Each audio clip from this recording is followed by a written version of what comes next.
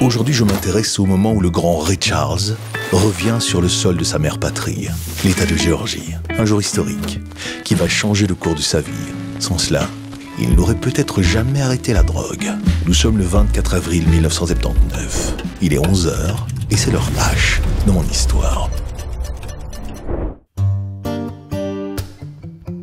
Né dans la pauvreté, Ray Charles est un musicien talentueux, avec un handicap qui aurait pu en arrêter plus d'un. Mais le petit orphelin, devenu aveugle à 7 ans, s'est transformé en véritable génie de la musique.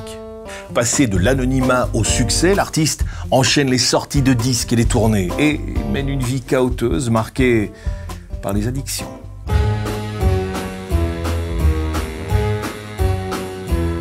À la fin des années 50, la ségrégation règne encore sur les États-Unis, et particulièrement dans le Sud. Dans les salles de concert, blancs et noirs sont séparés dans différentes zones. Ray Charles en a plus qu'assez de ces lois injustes et infâmes.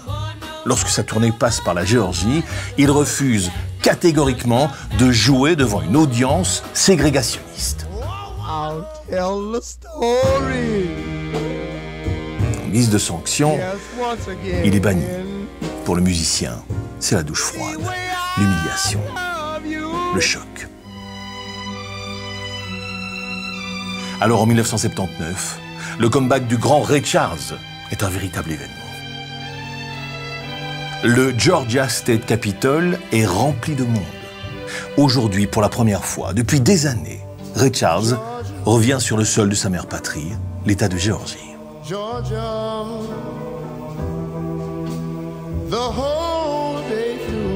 Aujourd'hui, le musicien va assister à un moment historique qui va changer le cours de sa vie. Soudain, le gouverneur prend la parole. En ce jour, nous, les représentants élus de l'État de Géorgie, décidons maintenant de proclamer Georgia on My Mind comme hymne officiel de notre État.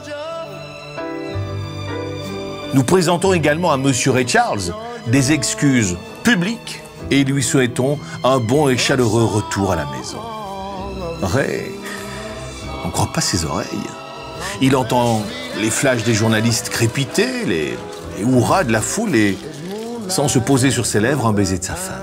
Cet événement marque un tournant décisif dans sa vie. Alors que les larmes coulent sur ses joues, le musicien se fait une promesse, ne plus jamais toucher à la drogue. Ray Charles est promu au rang de héros. Enfin. Il est adulé dans sa propre maison, dans cet état où jadis, il a vu le jour. Ce 24 avril 1979, un nouveau Ray Charles est né pour le plus grand bonheur de ses fans, car la carrière du Genius sera exceptionnelle.